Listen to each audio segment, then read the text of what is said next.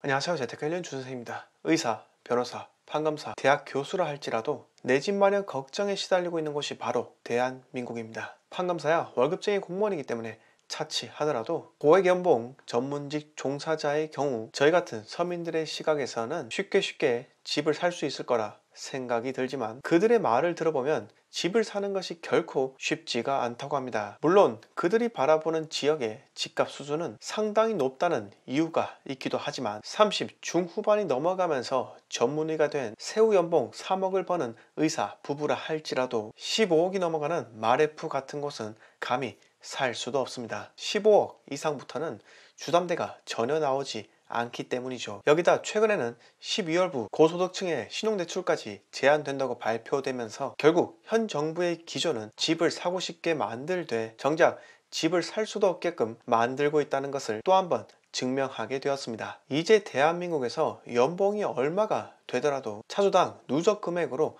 1억 이상 신용 한도는 나오지가 않는다고 합니다. 기존에 받은 신용대출을 갚는 순간 다시는 못 받을 확률이 높기 때문에 원금 상환보다는 지속적으로 상환 유예를 할 것이며 아직 대출을 받지 못한 사람들은 지금은 필요 없을지라도 혹시 모르니 9,999만 원이라도 빨리 받기 위해 대출 신청이 증가될 것입니다. 얼마 남지도 않은 11월은 비자발적 가계부채가 사상 최대로 증가될 것이 분명하고 또다시 풍부해질 유동성은 어떠한 방식으로든 간에 대한민국 부동산 시장 전역으로 흩어질 것이 자명하다고 생각합니다. 현재 부동산 투자자들 사이에서 유행하는 투자 방식은 바로 지방에 위치한 공시지가 1억 이하 아파트에 대한 투자입니다. 정부에서 발표한 대로 공시지가 1억 이하 아파트는 취득세 중과로부터 자유롭기 때문에 그리고 지금 계약갱신 청구권 도입으로 인해 지방 전세가가 상당히 급등하고 있기도 하고 또한 갭이 얼마 되지도 않기 때문에 청주시는 지금 조정 대상 지역인데도 불구하고 역대 최대로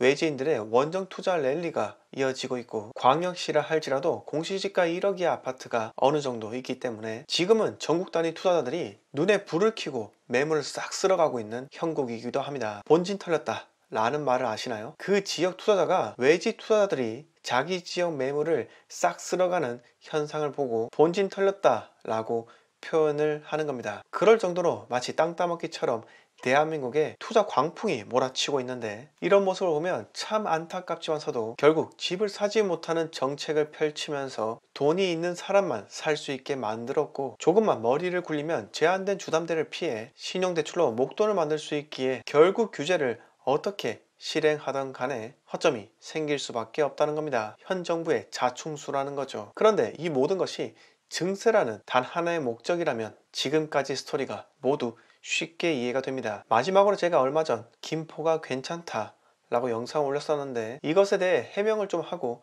마치도록 하겠습니다. 김포를 사도 괜찮다 라고 말씀을 드리니 김포는 끝물이다 라는 수많은 반박성의 댓글이 달렸습니다. 그런데 저는 그 댓글을 본 이후에도 제 생각은 변함이 없습니다. 김포는 조정 대상 지역으로 지정이 된다 하더라도 아무런 상관이 없습니다. 현재 김포는 공급이 상당히 감소되고 있고 인프라가 점점 확충되고 있는 단계입니다. 서울 및 수도권의 전세 대란 그리고 끊임없는 인구의 성장, 제가 투기를 하라는 말씀이 아니라 서울의 급등한 매매가와 전세가 때문에 오갈 데가 없는 사람이라면 투자적 가치도 있으니 김포에서 실거주를 하며 힐링을 하시는 편이 좋다고 권유를 드리는 겁니다. 저는 지역마다 부동산 상승 하락 사이클이 다르다고 생각합니다. 비규제 지역인 지방에서 옥석을 가려 투자를 하고 비과세를 받는 편이 서울 및 수도권에서 양도세 중과를 두들겨 맞으면서 양도 차익을 얻는 것보다 훨씬 더 매매 순환 사이클이 빠르다고 생각합니다. 순환 주기는 골목 식당에서 백종원 선생님이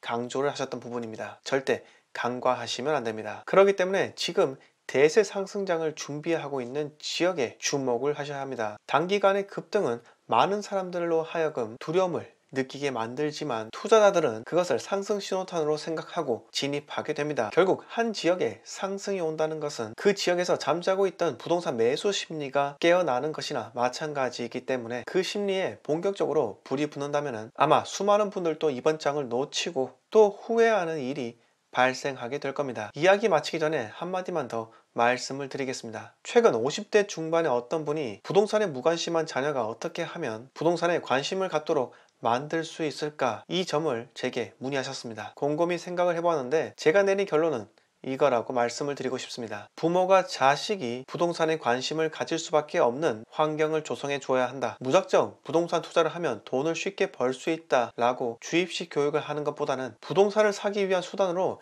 직장을 가지는 것이 아니라 본인이 추구하고 좋아하는 일을 계속해서 하기 위해 부동산 투자를 하는 것이라고, 또 부동산 투자를 통해서 이룰 수 있는 가치에 대해서 명확하게 설명해 주는 것이 첫 번째 라고 생각하고요. 부모가 소유한 부동산이 남의 일이 아닌 나의 일로 느낄 수 있도록 끊임없는 내용 공유가 두 번째로 중요하다고 생각합니다. 첫 번째와 두 번째를 실행한 이후에 자식이 좀 더 실력과 열정을 키울 수 있도록 투자에 성공한 사람들과 엮어준다면 더욱 금상첨화라 생각합니다. 최근 한 유명 스님이 부동산 논란 때문에 자취를 감추었습니다. 이 사태를 통해 무소유가 아닌 풀소유라는 해악마저 생기게 되었습니다. 이 정도로 현재 대한민국이 기승전 부동산으로 흘러갈 정도로 집값에 대한 관심이 상당히 뜨거운데, 여기서 하란 원자가 운영하는 기도 모임에 꾸준히 참여를 하면서 남이 가진 재산의 가치가 떨어지도록 비나이다를 외치는 것보다 하루라도 빨리 무소유에서 일소유로 개선하심이